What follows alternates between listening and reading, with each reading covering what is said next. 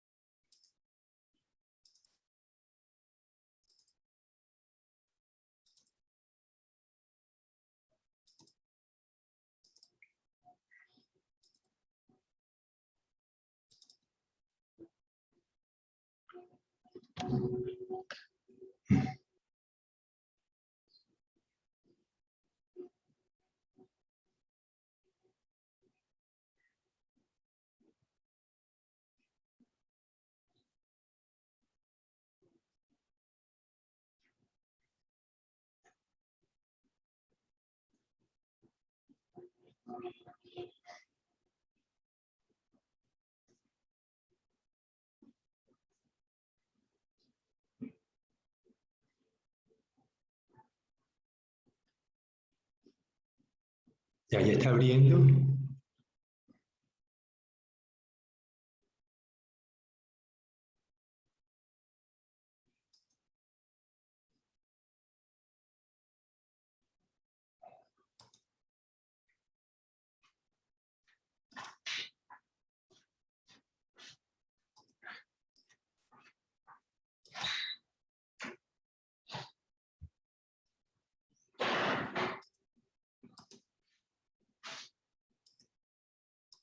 Dime, Ariana, si...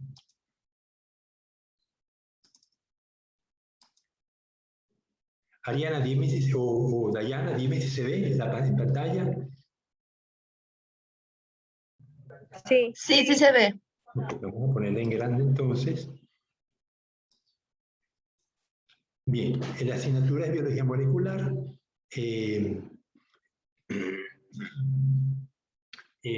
Algunos de ustedes me conocen, otros no han tenido clases conmigo anteriormente.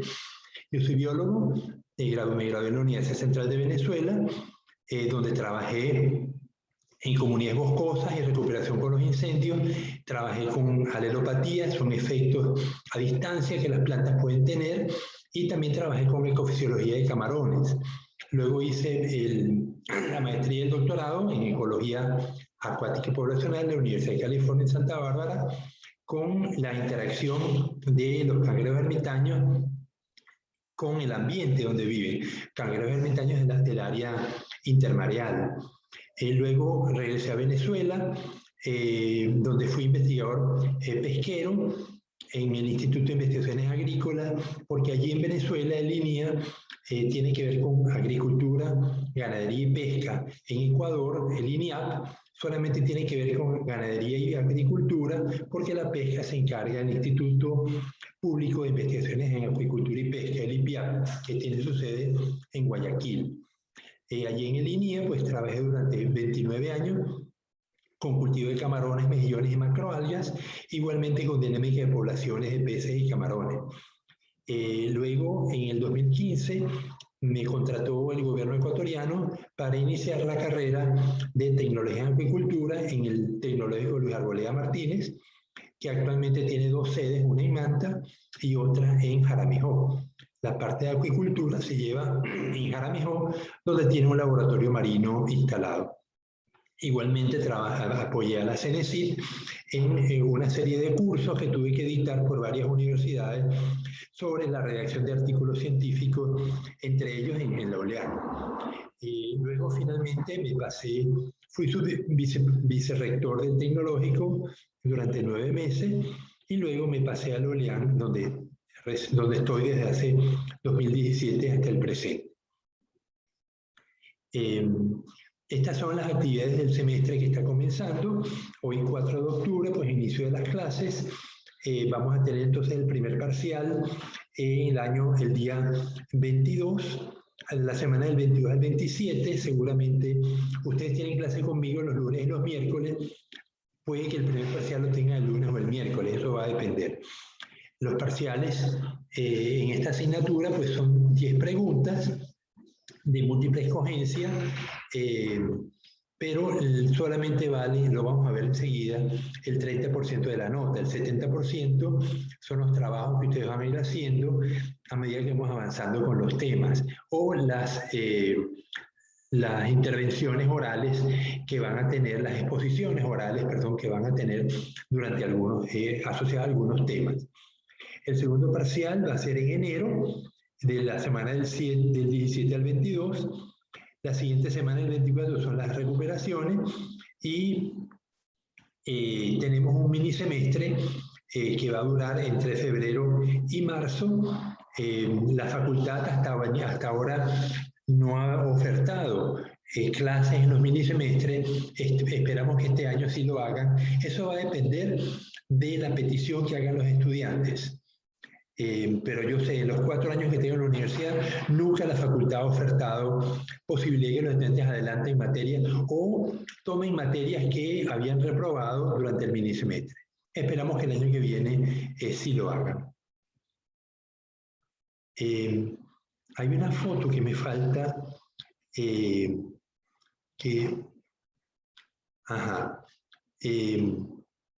durante 4 semestres ustedes van a cursar estas materias que les permitirán al estudiante de biología ahondar en la naturaleza celular de los procesos que ocurren en los seres vivos. Están viendo actualmente biología molecular. El siguiente semestre van a ver inmunología y salud animal, etología, que es el comportamiento de los seres vivos, y ecotoxicología, que tiene que ver con cómo la naturaleza usa tóxicos como mecanismo de defensa, ya sea porque son organismos sésiles y su defensa radica en producir o sustancias que saben mal, que evitan que los depredadores se las coman, o venenos directamente. Algunos sapos, algunas ranas producen veneno, las serpientes usan veneno para alimentarse, pero estos sapos usan veneno como mecanismo defensivo y tienen una coloración muy llamativa, amarillos y negros, colores muy brillantes, de tal manera que anuncian que ellos son venenosos y de esa manera pues evitan la depredación. Esto lo van a ver en etología y en ecotoxicología. Y hay una materia obligatoria para todos los estudiantes de biología que se llama bioingeniería, que también tiene que ver con biología molecular. Entonces, vemos que hay un conjunto de materias que les van a permitir mejorar su conocimiento en el área de la biología molecular. Sin embargo, las tesis que al principio se había pensado que debían estar enmarcadas en el itinerario que escogieron, la comisión académica decidió prescindir de esa restricción y permitirles que ustedes luego hagan tesis en lo que quieran. En Venezuela eso no se estila. En Venezuela no son pocas materias, sino son directamente 4 semestres orientados al itinerario que el estudiante escogió. Yo me fui por biología marina y mis materias eran completamente distintas de los colegas que se fueron por biología molecular o los que se fueron por botánica. Pero aquí en la UNEAM han adoptado una sugerencia de las Naciones Unidas, de la UNESCO, que indica que los estudiantes deben tener una formación general en los cursos de pregrado y dejar que sean los posgrados los que le den la especialización. Sin embargo, del conjunto de materias que van a haber entre 6º y 10º semestre, hay estos itinerarios que les permiten ahondar en la formación de cierta naturaleza. Pero, bueno, esperamos que les sea provechoso. Ustedes escogieron la parte molecular y, bueno, la facultad pues les oferta estas materias, ¿no? En otras universidades o en otros países hay electivas que uno pudiera tomar en otras universidades, pero eso no existe aquí en Ecuador. Yo no tengo materias, créditos aprobados para materias que no están definidas. La CENESID, el CES, mejor dicho, el Consejo de Educación Superior, exige que todas las materias estén debidamente especificadas en el plan de estudios. Entonces, estas materias ocasionales pues no existen. No se puede. En otros países sí existen, donde, por ejemplo, llega un profesor especialista en reproducción animal y ese semestre se abre una materia que dicta ese señor especialista, se le pone nombre en ese momento, pero la materia otro semestre tiene otro nombre. Eso pues en Ecuador no existe. Cuando ustedes vayan a hacer posgrado, pues ya es otro mundo y verán pues que tienen materias abiertas que les permiten aprovechar esa presencia momentánea de los especialistas que visitan las universidades que vienen desde otros países, ¿no? Bien, vamos a seguir. Lo que les decía era que hay un principio de investigación biológica que quería compartir con ustedes y es que no acepten como cierto todo lo que lean o le digan. Existen varias razones para recomendar este escepticismo. Sin duda alguna está la ignorancia del docente y su interpretación errónea sobre ciertos aspectos de la bibliografía científica. Pero todavía más importante es considerar la naturaleza de la investigación biológica. En biología, como ciencia experimental, nada se ha comprobado alguna vez. Reunimos datos sobre un organelo particular de la célula, una reacción metabólica, el movimiento intracelular, etc. Y hacemos cierto tipo de conclusiones. Algunas de ellas se apoyan en evidencias más sólidas que otras. Incluso, si existe un consenso sobre los hechos en cuanto a un fenómeno particular, con frecuencia se perfilan varias interpretaciones de los datos. Se plantean hipótesis y casi siempre estimula una investigación más amplia, lo que lleva a una revaloración de la propuesta original. Casi todas las hipótesis que mantienen su validez se someten a cierta evaluación y cuando se nos presentan no deben considerarse absolutamente correctas o incorrectas. Por eso, la duda que siempre debe asociarse a todas las hipótesis que nosotros trabajamos, porque nunca estamos seguros de algo. Solamente estamos seguros de que hemos hecho una investigación tratando de invalidar una hipótesis y no lo logramos.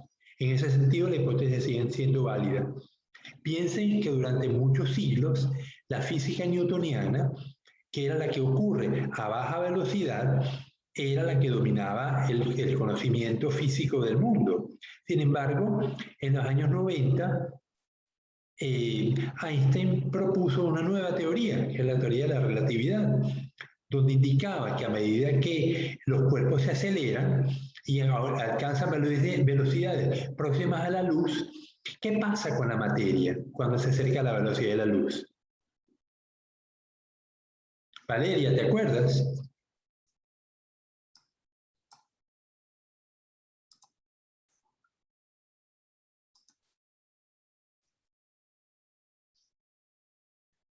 Valeria, ¿me oyes? No, Valeria no me responde. A ver, Dayana, ¿te acuerdas de esa fórmula que siempre se asocia con Einstein? ¿E igual a qué? ¿Energía es igual a qué?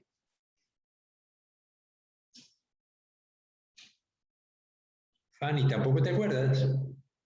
Muchas veces la ponen en franelas, en las paredes. Es una fórmula para representar la teoría de la relatividad, que dice que la energía es igual a ver, masa por aceleración, no. Ajá, masa por velocidad de la luz elevada a ¿qué?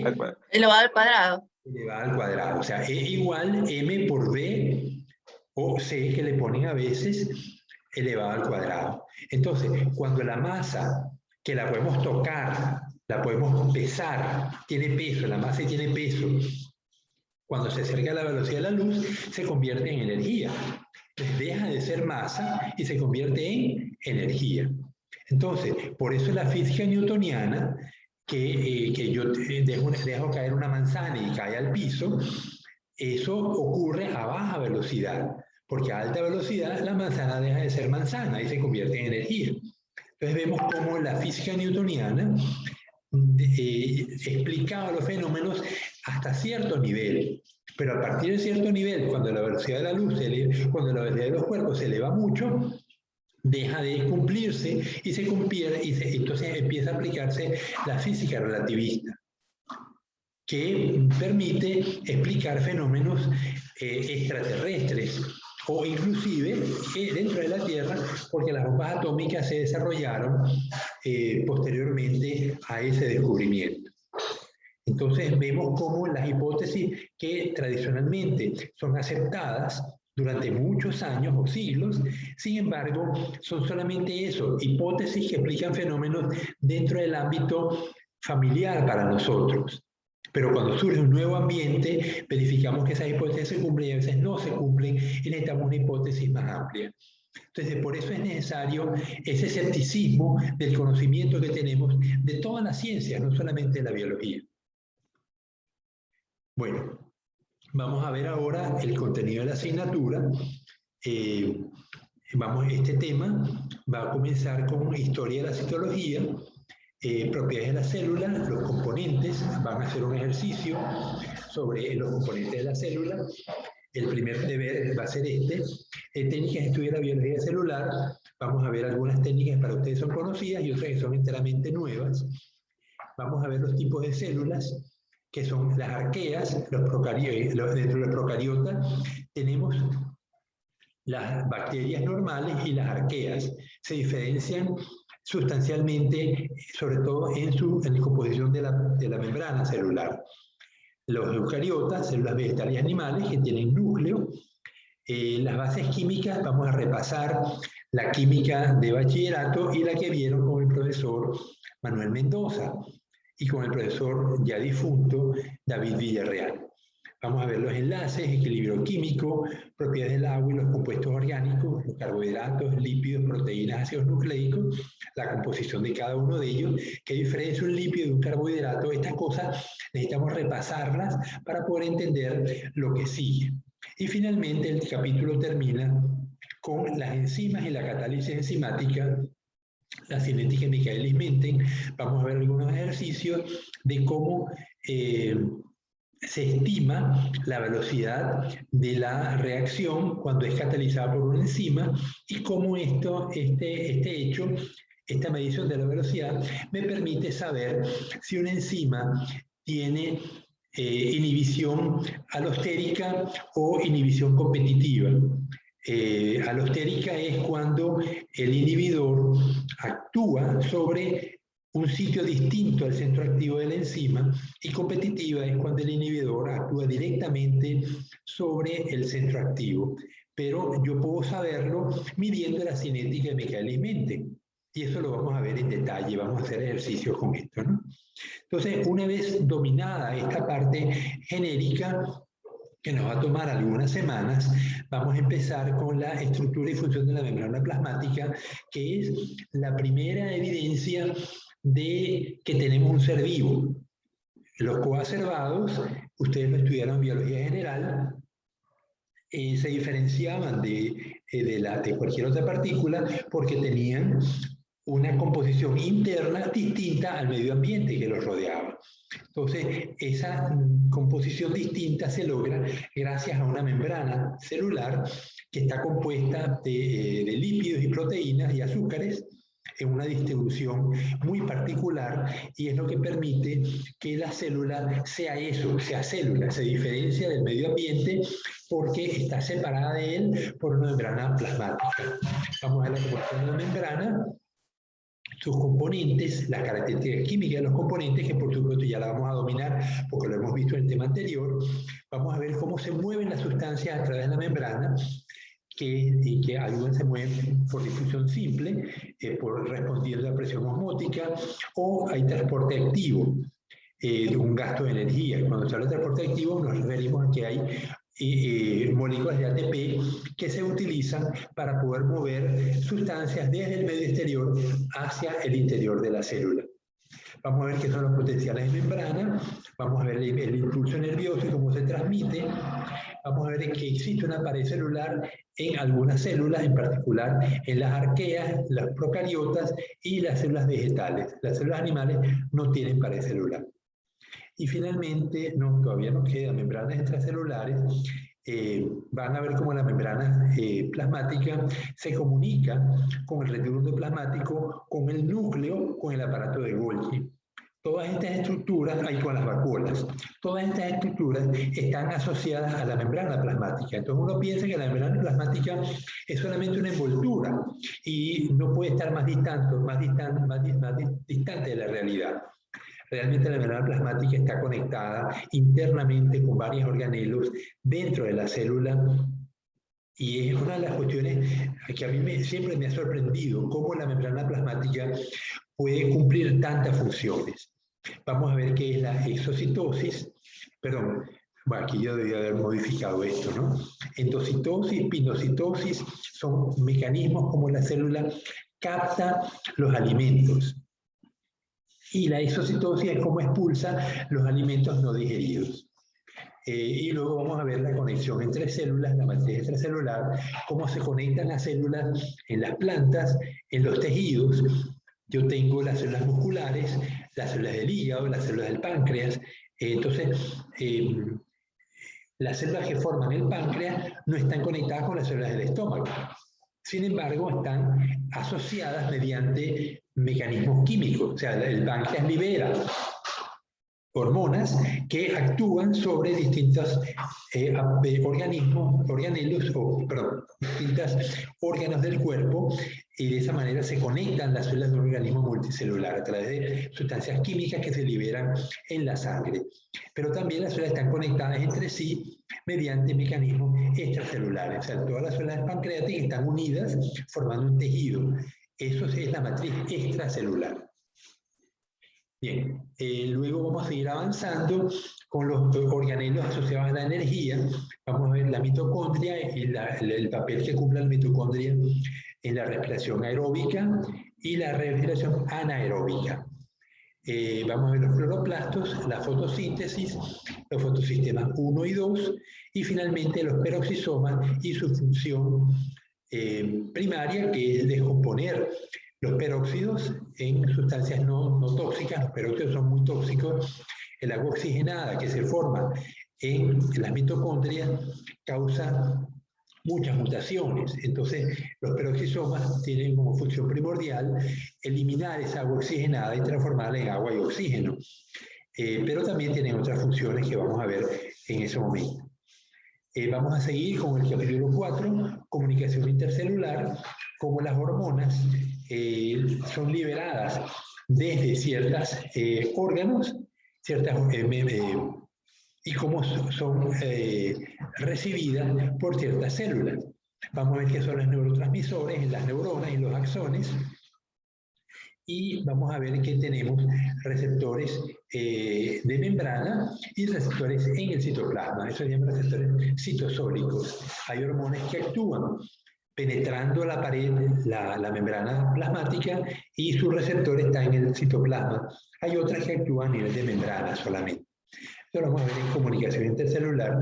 Y la materia termina con un tema bien complejo que lo vamos a ver a partir del seminario que ustedes van a dar, como es el núcleo celular, los cromosomas, que es el cariotipo. Vamos a ver lo que es el ADN en detalle, cómo se sintetiza, cómo ocurren las mutaciones y cómo se repara el ADN, porque puede haber mutaciones, pero también hay mecanismos de reparación que vuelven a poner el ADN en sus condiciones normales, ¿no? Vamos a ver cómo se expresan los genes a través de los ARN, los tipos de ARN que hay, el ARN ribosomático, de transferencia, y el mensajero, que es el que conduce a la síntesis de las proteínas. Y la materia termina con la muerte celular programada. ¿Qué diferencia hay entre una muerte traumática, un golpe, una herida, una rajadura con un cuchillo, a una muerte programada, como ocurre naturalmente en nuestras células?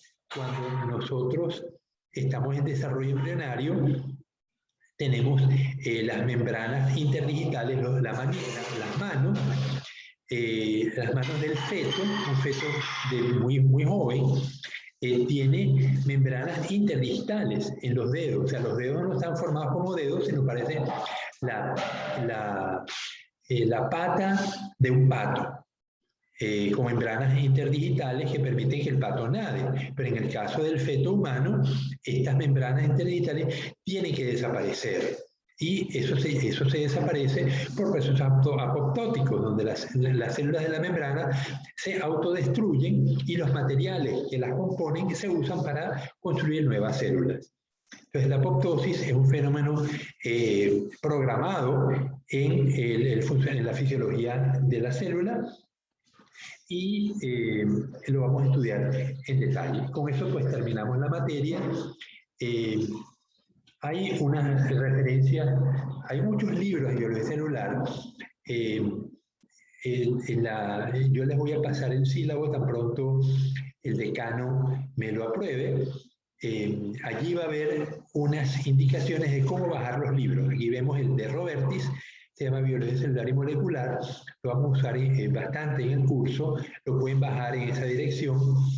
Liwase y Marshall del año 2019 es un libro mucho más complejo que el de Robertis, pero se los doy, también lo pueden bajar en esa dirección. El Abbas, Littman y Pillay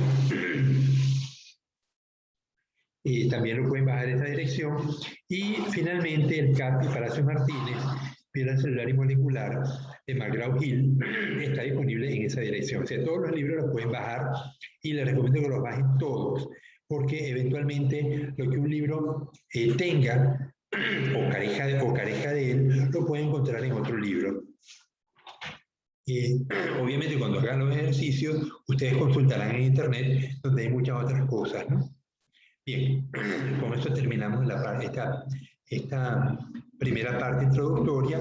Vamos entonces a dar inicio al primer capítulo de la asignatura. Nos quedan 40 minutos.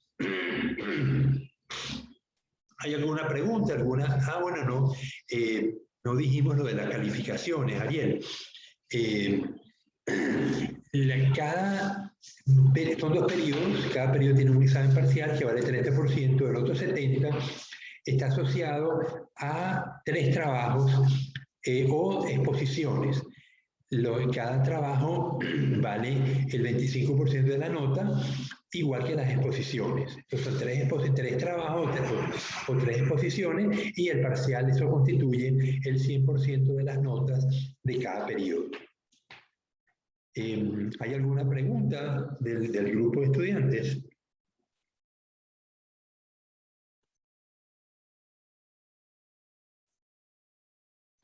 Bueno, si todo está claro, pues seguimos.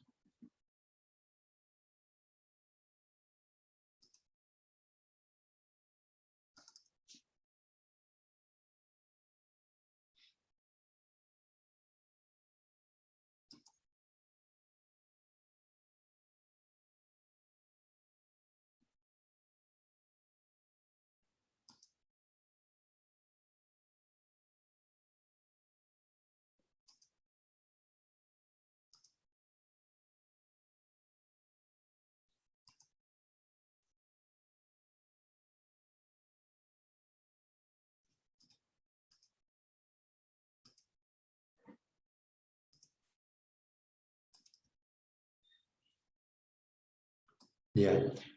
Alison, dime si se ve. Sí, sí se ve. Ok. Vamos a ampliarlo.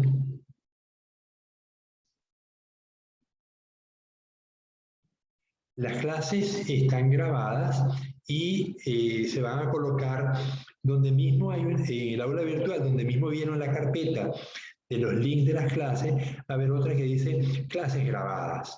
Entonces, cada clase va a tener una fecha, va a ser primera, segunda, tercera, con su fecha, y ustedes pues la van, y le voy a asociar una palabra para que sepan qué se vio en esa clase. Y así pues las pueden volver a ver cuando lo necesiten.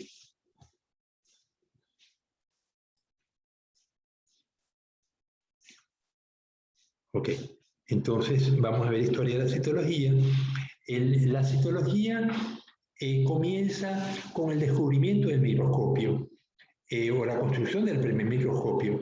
Ahora fíjense, los lentes ópticos se hicieron por primera vez en Europa en el siglo XIII y los microscopios vienen del siglo XVI. Es decir, que pasaron 300 años hasta que los lentes se combinaran para poder ver imágenes. Ahora, los lentes se usaban de diversas maneras, ¿no? Sobre todo los pintores usaban lentes para proyectar una imagen sobre un lienzo y así pintaban cuadros pues muy elaborados, ¿no? Uno pensaba que a veces hay cuadros impresionantes, ¿no?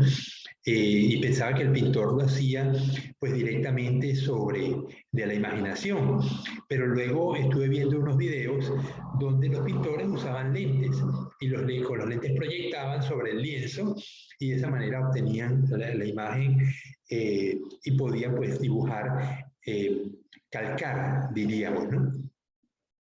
Pero bueno, lo importante es que en el año 2016, perdón, en el siglo XVI, 1700, siglo XX, 1900, siglo XXI, siglo XVI sería 1500. Se descubren los primeros microscopios. El microscopio de doble lente de Robert Hooke, lo ven a la derecha. Con el Robert Hooke pudo ver unas láminas que cortaba de corcho, de la corteza del árbol el corcho sale del alcornoque y encontraba estas celdillas que le evidenciaron que había células, ¿no? Él ponía la muestra en esa pincita que ven abajo, la ponía en la punta de la pincita y con el lente él podía enfocar y seguramente los lentes podían moverse o enroscarse y moverlo hacia arriba y hacia abajo para poder enfocar bien, ¿no? Abajo vemos otro microscopio, el de Anthony van Leeuwenhoek, que también, lo que pasa es que ahí lo que vemos es el soporte y seguramente el lente está localizado en ese huequito que vemos a la derecha, ese huequito negro que vemos a la derecha, porque con el tornillito él podía mover la muestra hacia adelante y hacia atrás.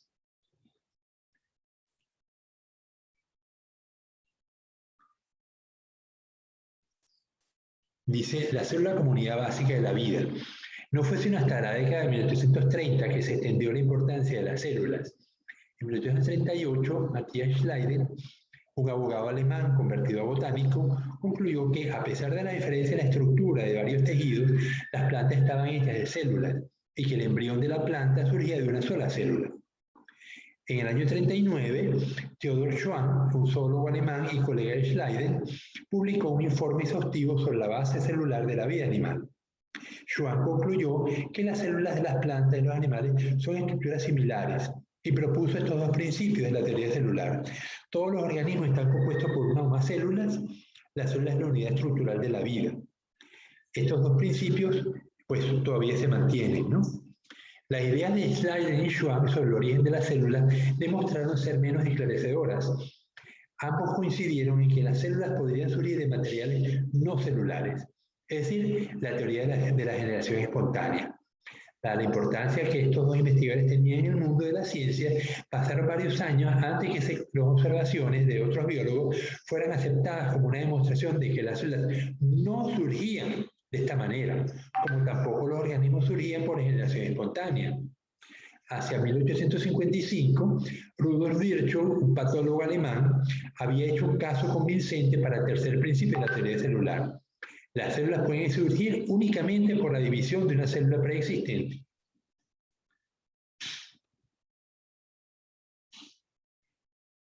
Son propiedades de la célula, las siguientes, son complejas.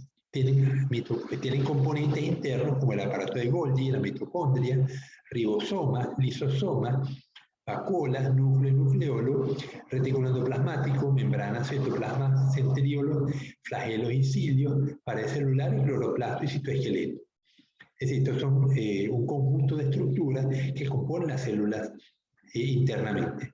Las células se dividen y producen más unidades de sí mismas, adquieren y consumen energía y crecen, desarrollan una variedad de reacciones químicas, responden a estímulos, participan en actividades mecánicas como los músculos, pueden funcionar como glándulas liberando hormonas y se autorregulan, evolucionan, se modifican y adaptan a ambientes.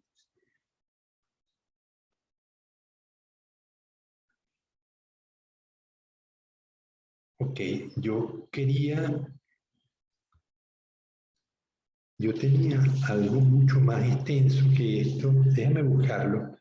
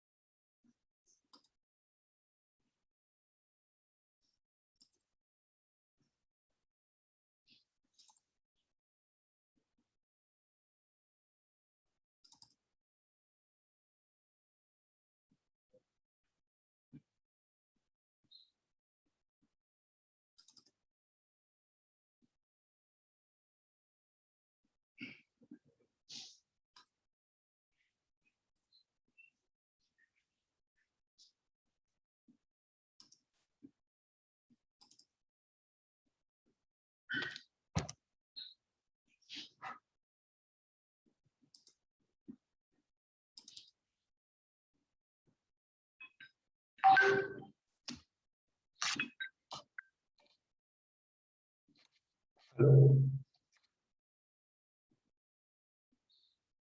¿Aló?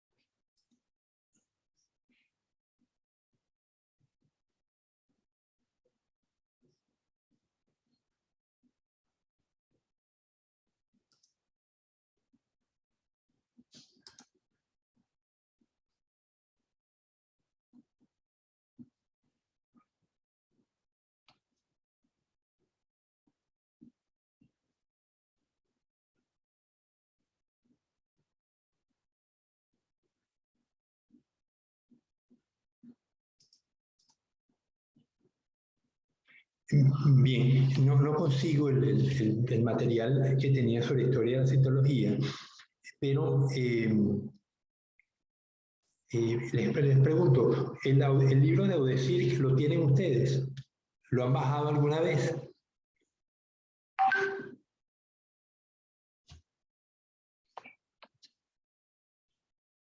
¿Conocen el Odesir? Sí, yo por lo menos lo tengo bajado.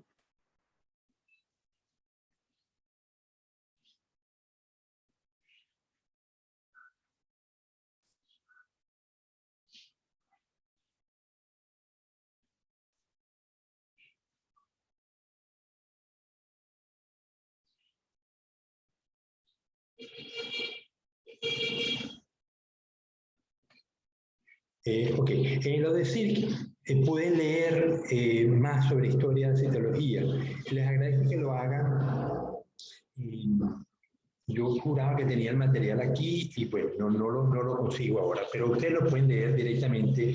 Es una lectura agradable de cómo los autores fueron construyendo microscopios cada vez más poderosos y podían ir evidenciando cómo las células que no conocían. ¿No? Fíjense que hasta han pasado muchos siglos desde que el hombre es hombre y sin embargo es a partir de 1830 cuando se descubre el primer microscopio, perdón, de 1500, a ver, ¿cuándo fue que dijimos?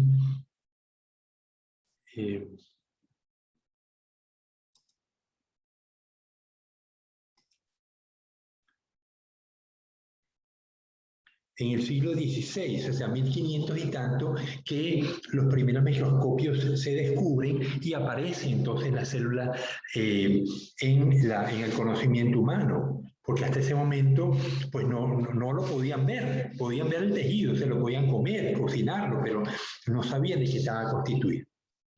Entonces, bueno, eso lo leemos en la decir. Vamos entonces ahora a la parte de técnicas de estudio de la biología molecular. El primero es la microscopía óptica. Vemos que con esto se dio inicio al estudio de la biología celular. Vamos a compartir un segundo. ¿Ya ustedes han usado microscopios antes? ¿En otras materias? Dayana, dime. Dayana o Alison, alguien me diga, ¿han usado microscopios en otras materias? Sí, Sí, biólogo. Ok, no, porque es que tengo el caso de que hay estudiantes que ya están en cuarto semestre y nunca han ido a la facultad, ni siquiera conocen el edificio. Entonces, no, por supuesto, no han entrado a un laboratorio y si vienen de un colegio donde no había microscopios, pues entonces no conocen el microscopio. Entonces, ¿cómo vamos a graduar biólogos que no conocen un microscopio? Pero esta materia es una de las pocas que va a tener laboratorio. Yo le iré indicando, serían los días miércoles, que tenemos 3 horas. Entonces, la clase la vamos a dar presencial en la universidad. Les pregunto, ¿todos ustedes están en Manta o hay alguno fuera muy lejos de Manta?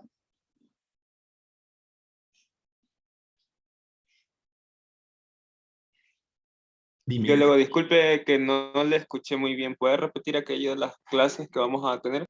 Sí, en ciertos miércoles vamos a tener clase presencial en el laboratorio de biología para hacer prácticas de esta asignatura. Pero lo que necesito saber es, ¿ustedes están viviendo en Manta o pueden estar en otro país inclusive? Por eso es que me ha tocado tener estudiantes que están en Boston, en Estados Unidos, oyendo clases y yo pienso que están en Manta. No están en Estados Unidos. ¿Ustedes están en Manta o dónde están? Dayana, dime. Yo estoy en Manta, biólogo. Alison y Valeria. Nosotros estamos en Manta también. Ok, Fanny. Biólogo, en mi caso sí, yo viajo, pero cerca, sí, aquí mismo en Manaví. ¿Pero en qué parte de Manaví estás? Yo viajo es al pueblo más dentro de Los Bajos. De Los Bajos. Ah, bueno, estás aquí cerca. Ajá, Ya. sí. ¿Quién me queda ahí? Ariel, ¿estás aquí en Manta? Sí, biólogo. Yo creo que con el único que hubiese un poquito más de problemas con el compañero Luigi Pilay, porque él no es de aquí de Manta.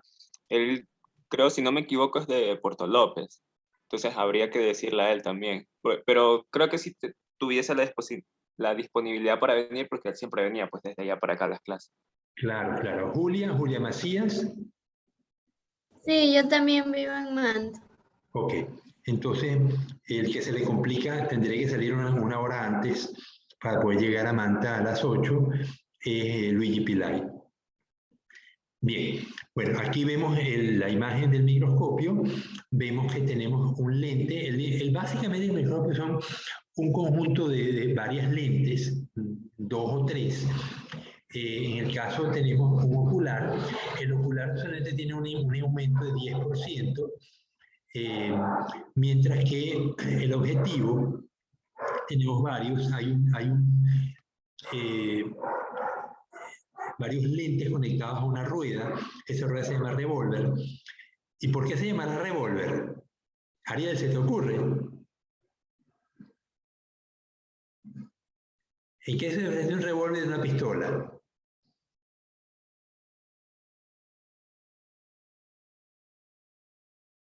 ¿A alguien se le ocurre? Fanny, ¿se te ocurre por qué se llama revólver?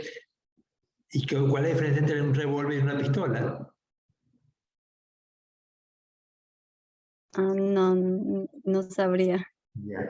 El revólver es un arma que dispara balas, pero las balas están en un círculo con agujeros donde se coloca cada bala. Y a la medida que uno va disparando, el círculo va rotando y va poniendo a la siguiente bala en posición para disparar. Es decir, las balas están en ese círculo que da vueltas. Esto se llama revólver. Y en el caso del microscopio, de la misma manera, tenemos una rueda con orificios. En cada orificio colocamos un lente. Y ese lente va dando vueltas con la mano. Una pistola, las balas están en la cartuchera, en la cartuchera donde yo la aguanto con la mano. Las balas están una detrás de otra en un cilindro y no están en una rueda. Eso diferencia un revólver de una pistola. El revólver carga 8 balas, la pistola puede tener muchas más, por la manera como se guardan las balas en la pistola. Bien, entonces tenemos el ocular y el objetivo, son los elementos fundamentales del microscopio. El ocular va a tener una serie de lentes marcados con unos números que dice 10X, 20X, 40X, 80X, 100X. Esa X significa las multiplicaciones de la imagen. Es decir, que si yo tengo, el ocular tiene 10X y el objetivo tiene 10X, tengo 10 por 10, 100. Es decir, que estoy viendo una imagen 100 veces mayor a la real.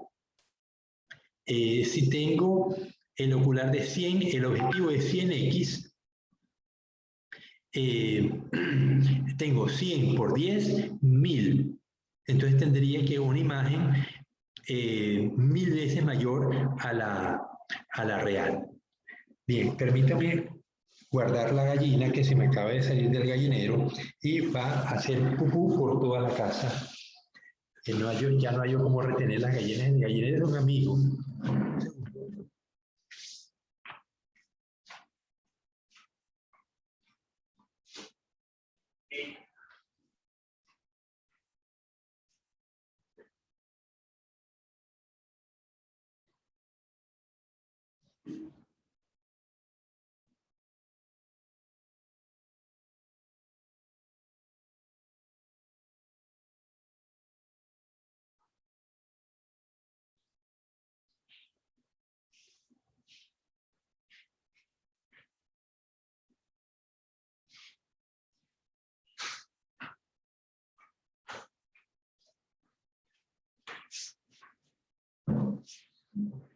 Ya.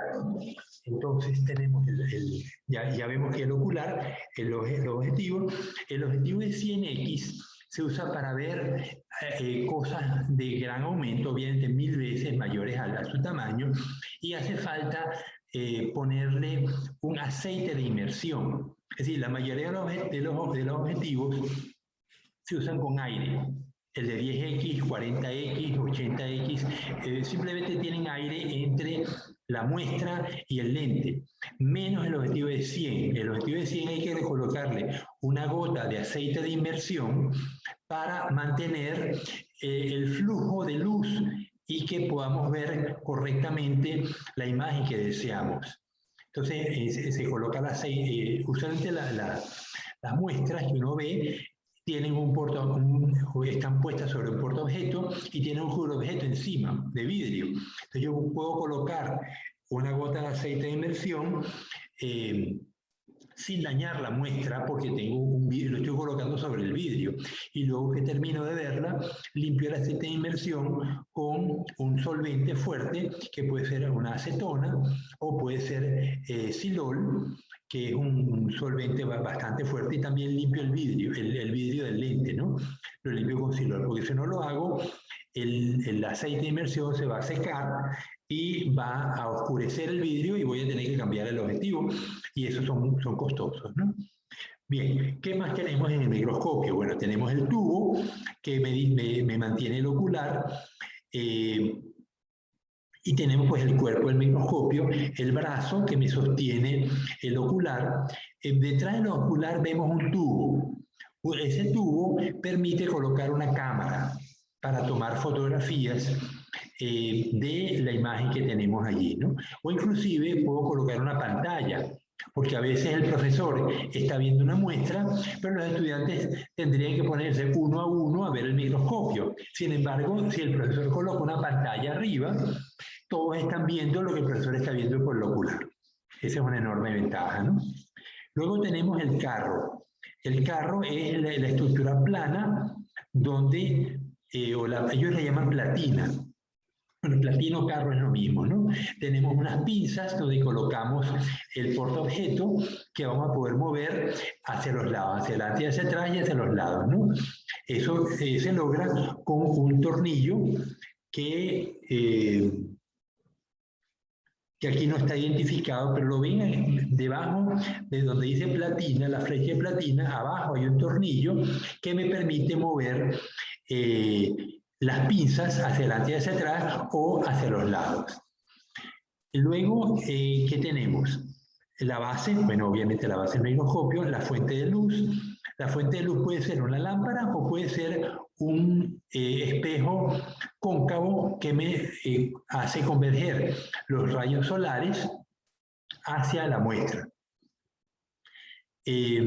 Luego tengo un condensador que debajo de la platina, y entre la luz y la platina, el condensador me permite concentrar los rayos de luz hacia la muestra.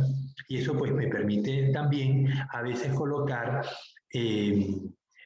otros lentes que me colorean la muestra, que me colorean la luz que incide sobre la muestra, o inclusive transformar la luz en polarizada, colocando un lente polarizador y así modificar la calidad de la luz que va a llegar sobre la muestra.